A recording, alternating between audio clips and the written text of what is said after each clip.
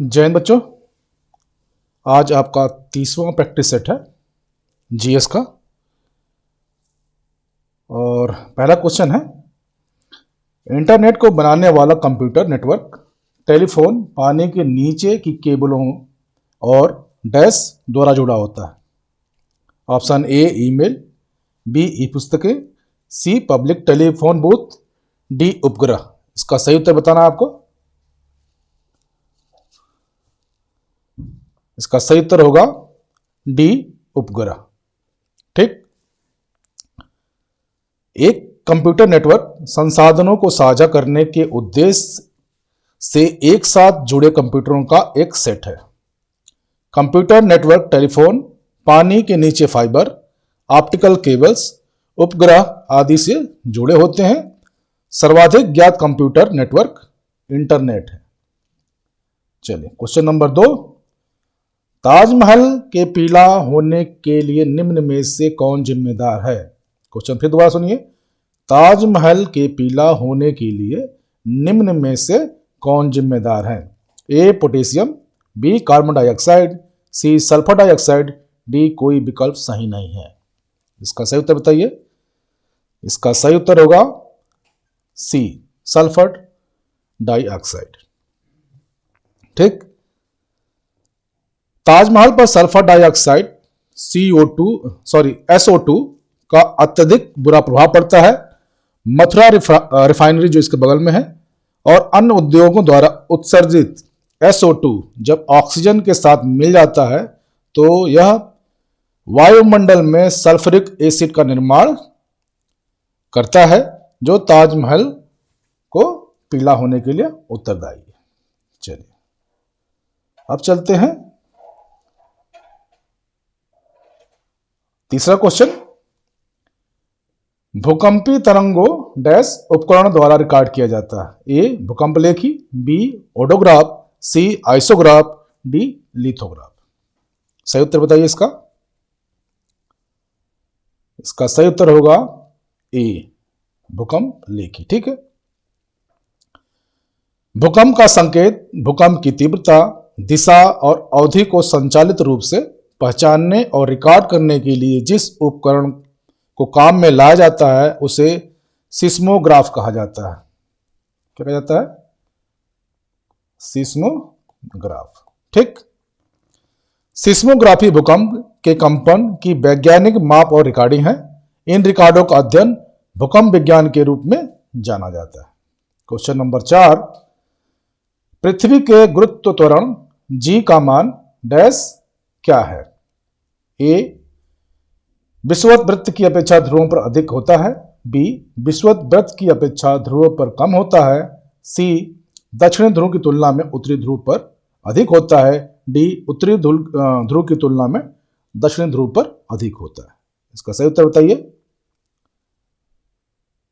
इसका सही उत्तर होगा ए विषुवत वृत्त की अपेक्षा ध्रुवों पर अधिक होता है। ठीक। पृथ्वी पूर्णतः गोलाकार नहीं है, ये सबको पता है। यह ध्रुवों पर चपटी है और भूमध्य रेखा पर बाहरी निकली है। पृथ्वी की विषुवतीय त्रिज्या RE ध्रुवीय त्रिज्या RP से लगभग 21 किलोमीटर अधिक है। ठीक। चलिए अब चलते हैं क्वेश्चन नंबर 5, किसी विद्युतीय पदार्थ का प्रतिरोधक कितना होगा यदि उसमें 0.2 धारा प्रभावित होती है तथा विभवांतर 8 वोल्ट है। क्वेश्चन नंबर 5 का इसका सही उत्तर बताइए। Option A 40, B 1.6, option C 80, option D 3.2। इसका सही उत्तर होगा ए। ठीक। चलिए अब चलते हैं क्वेश्चन नंबर 6, वातावरण की कौन सी परत ओजोनोस्फीयर भी कहलाती है। ऑप्शन ए है एक्सोस्फीयर, बी है स्ट्रोस्फीयर, सी है ट्रोमोस्फीयर, डी है मेसोस्फीयर। इसमें से सही उत्तर बताना है आपको। इसका सही उत्तर होगा बी स्ट्रेटोस्फीयर। ठीक है। ओजोन परत ऊपरी वायुमंडल का एक क्षेत्र है जिसे सापेक्षित रूप से उच्च स्तर पर अंतःवृष्ट होता है जो अधिकांशतः समताप मंडल में स्थित होता है। इसे ओजोन मंडल के रूप में भी जाना जाता है। वायुमंडल में लगभग 90% ठीक ओजोन समताप मंडल में पाई जाती है। यह पृथ्वी की सतह से लगभग 50 किलोमीटर की ऊंचाई पर 10 से 18 किलोमीटर क्षेत्र तक फैला हुआ है। क्वेश्चन नंबर 7, निम्नलिखित में से किस गैस का उपयोग वनस्पति तेल से वनस्पति घी के निर्माण में किया जाता है? ऑप्शन ए है हाइड्रोजन, बी है हीलियम, सी है ऑक्सीजन, डी है नाइट्रोजन। इसका सही उत्तर बताइए। क्वेश्चन नंबर 7, इसका सही उत्तर होगा हाइड्रोजन। ठीक, जब हाइड्रोजन गैस को 5 वायुमंडलीय दबाव में उत्प्रेरक के रूप में सूक्ष्म रूप से विभाजित निकेल की उपस्थिति में 1800 सेंटीग्रेड 1800 सेंटीग्रेड पर वनस्पति तेलों जैसे मूंगफली तेल, बिनौला तेल, नारियल तेल से गुजारा जाता है तो यह तेल अयस्क वनस्पति घी के रूप में जम जाते हैं। यह उत्पाद ठंडा होने पर स्वादिष्ट ठोस वसा बन जाता है। यह प्रक्रिया को तेलों का उत्प्रेरक हाइड्रोजनीकरण के रूप में जाना जाता है। ठीक, चलते क्वेश्चन नंबर 8, किस देश ने AG-600 नामक विश्व का सबसे बड़ा अभयचर विमान बनाया है? ए संयुक्त राष्ट्र अमेरिका, बी रूस, सी चीन, डी सऊदी अरब। इसका सही उत्तर बताइए। इसका सही उत्तर होगा सी चाइना। ठीक, ABIC AG-600 कोट नाम का कुनलांग जिसे TH-600 भी जाना जाता है वर्तमान में उड़ने वाला सबसे बड़ा अभयचर विमान है। ठीक है, चलिए अब चलते हैं क्वेश्चन नंबर 9।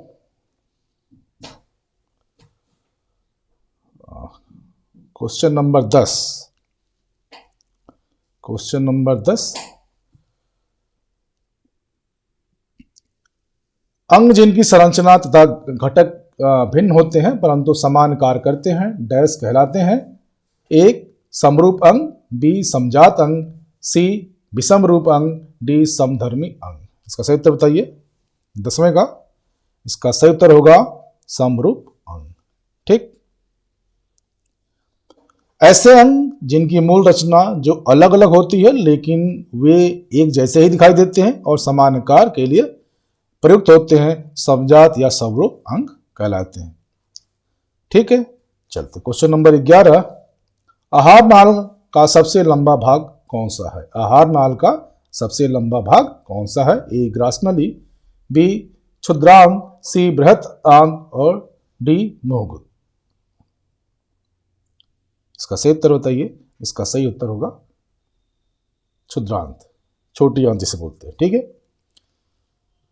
क्षुद्रांत छोटी आंत मानव तंत्र का वह महत्वपूर्ण अंग है जो अमाशय से आरंभ होकर बड़ी आंत तक जाता है। छोटी आंत में ही भोजन का सबसे अधिक पाचन और अवशोषण होता है। छोटी आंत की औसत लंबाई वयस्क पुरुष में 6.9 मीटर, ठीक, लगभग 22 फीट 6 इंच, नोट करते 22 फीट 6 इंच, ठीक, होती है। एक वयस्क स्त्री में 7.1 मीटर 23 फीट 4 इंच होती है। इसकी न्यूनतम लंबाई 4.6 मीटर, ठीक, और अधिकतम 9.8 मीटर तक हो सकती है। और इसका जो व्यास है 2 से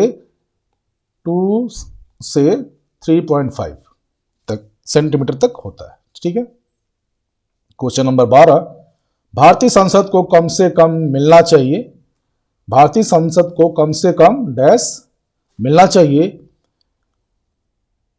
एक वर्ष में 1 बार, वर्ष में 2 बार, वर्ष में 3 बार, वर्ष में 4 बार। इसका सही उत्तर बताइए 12वें का। इसका सही उत्तर होगा वर्ष में 2 बार। ठीक है, भारतीय संविधान का अनुच्छेद 85 राष्ट्रपति को एक निश्चित अंतराल पर प्रत्येक संसद के सदन को आहूत में बुलाने का अधिकार होता है। लोकसभा के 2 सत्रों के बीच 6 महीने से अधिक का अंतर नहीं होना चाहिए। चलिए क्वेश्चन नंबर 13,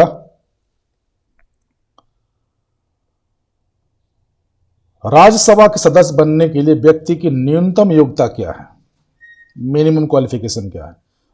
वह भारतीय नागरिक होना चाहिए, वह दिवालिया घोषित नहीं होना चाहिए, वो कम से कम 30 वर्ष की आयु का होना चाहिए।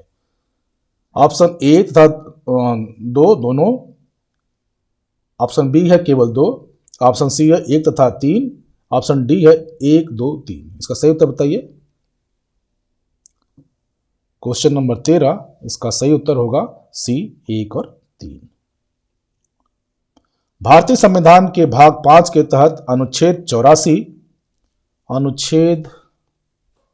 84 लोकसभा के सदस्य बनने के लिए योग्यता निर्धारित करता है। इसके अनुसार लोकसभा के सदस्य होने के नाते एक व्यक्ति भारत का नागरिक होना चाहिए, 25 वर्ष से कम नहीं होना चाहिए, संसद द्वारा बनाए गए किसी भी कानून के तहत या निर्धारित की गई अन्य योग्यता होनी चाहिए। चलिए क्वेश्चन नंबर 14, धोने के सोडे के रूप में डैश होता है, ये बताना है आपको। जल की स्थायी कठोरता हटाने के लिए, फिर दूसरा है पीने वाले जल की जीवाणुओं से मुक्त करने के लिए, तीसरा है घरों में सफाई के लिए। ऑप्शन ए है 1 तथा 2, ऑप्शन बी है केवल 1 और 3, ऑप्शन सी है केवल 2 और 3, ऑप्शन डी है 1, 2, 3। इसका सही उत्तर बताइए। इसका सही उत्तर होगा ऑप्शन बी, ऑप्शन बी, 1 तथा 3। सोडियम कार्बोनेट एक अकार्बनिक यौगिक है जिसका रासायनिक सूत्र लिखते हैं, ये रासायनिक सूत्र इसका Na2CO3, ठीक, ये है। इसे इसको धोने वाला सोडा भी कहते हैं। धोने का सोडा, वॉशिंग सोडा और सोडा क्रिस्टल भी कहा जाता है। यह एक समांतर लवण है जिसका जलीय घोल क्षारीय होता है। ठीक है, क्वेश्चन नंबर 15 चलते हैं, आज का लास्ट क्वेश्चन, और कमेंट में अपने उत्तर बताइएगा। समान परमाणु संख्या परंतु असमान द्रव्यमान संख्या वाले तत्व कहलाते हैं सम न्यूट्रॉनिक, समस्थानिक, समवयव और समभारिक। इसका सही उत्तर बताइए। 15वें का इसका सही उत्तर होगा बी, समस्थानिक।